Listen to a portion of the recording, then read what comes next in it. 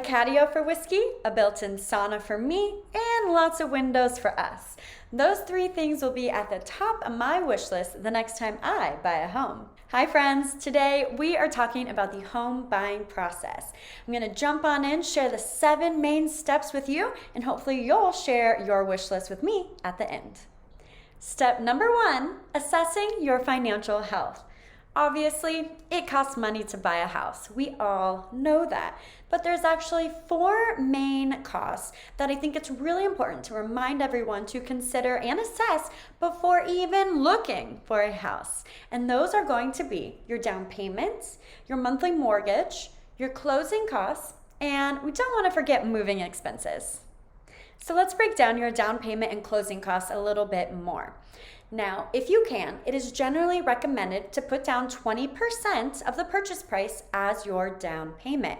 And this is so you avoid having to pay PMI or private mortgage insurance. PMI is just an additional monthly fee. It's insurance protecting the lender of their investment in your home and in you. If you don't put down 20%, this is often required. There are other loan options though, like the FHA or the VA, that we can explore that have a smaller percentage down payment requirements or no down payment requirements. Now for your closing costs, these are expenses that come with the closing process. There's no exact number I can give you of how much this will cost you, but for safe budgeting, I would recommend planning for 3 to 5% of the purchase price. Now for step number 2, pre-approval. Unless you're buying a house without cash, baby, you are going to need to get pre-approved for a mortgage loan.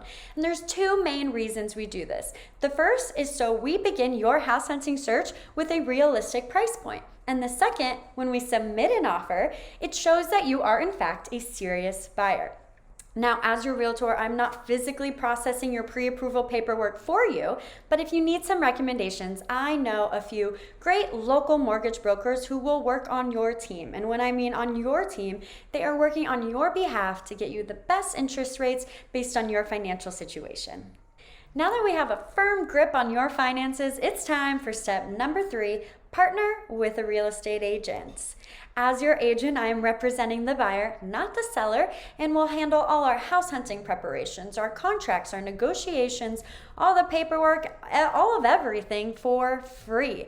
It is the seller who generally pays both the seller's agents and the buyer's agent commission fees. So there's really no reason not to work with a real estate agent during your home buying process. Moving on to step number 4, house hunting. Probably everyone's favorite part, including mine. In fact, I start with a little virtual house hunting, if you will, every morning. My favorite way to start the morning is to grab a latte and start browsing the MLS, or the multiple listing service. So the MLS is a database exclusively for real estate agents within your state or your county, however it's set up. And it's where agents upload all of their new listings and all the information regarding that listing. So the MLS is where Zillow and Trulia and those type of sites pull their data from. But the MLS has even more, a little insider information that you can only access if you're working with an agent or you are an agent.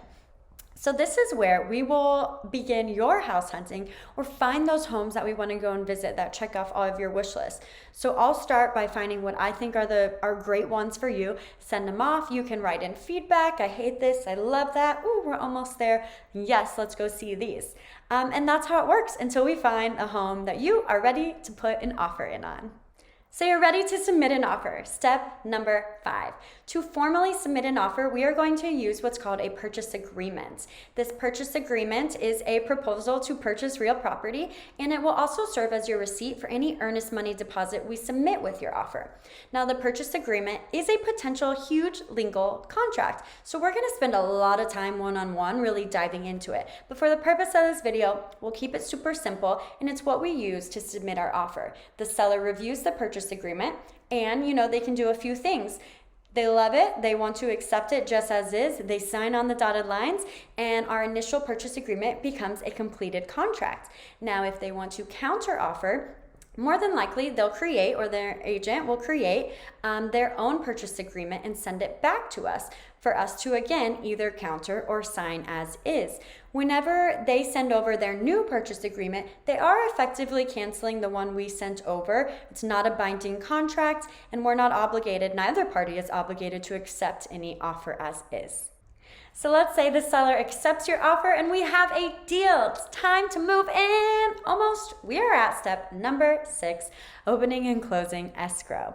Now, escrow is one of the most important steps in all of this, and unfortunately is where a lot of transactions end up falling through. To avoid this, we are going to put together a little escrow dream team who will be working on your behalf. We're going to be working with title reps, with your lender. We're going to be working with home inspectors, reviewing disclosures, and so on. And all of this will be overseen by an escrow officer.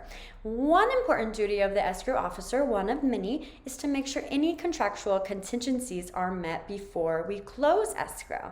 And 2 of the most common contingencies are home inspections, which you should absolutely always get, and financing. Now, we're simplifying escrow here a little bit. This is a lengthy process, and as I said, it is where a lot of transactions fall through. So I just want to stress that. But we're going to fast forward, let's say about 30 days, and we have crossed all our T's and dotted all our I's, and it is time to close escrow. We are going to do that by delivering the deed to the buyer, the purchase price to the seller, and settlement statements to both of you. And with that, we are at the best step, the final step, step number 7, move-in day. With all the contracts signed, the keys go in your hands, and the house is yours. So those are the 7 steps to buying a house. Hope you enjoyed, and what do you say? Let's get house hunting.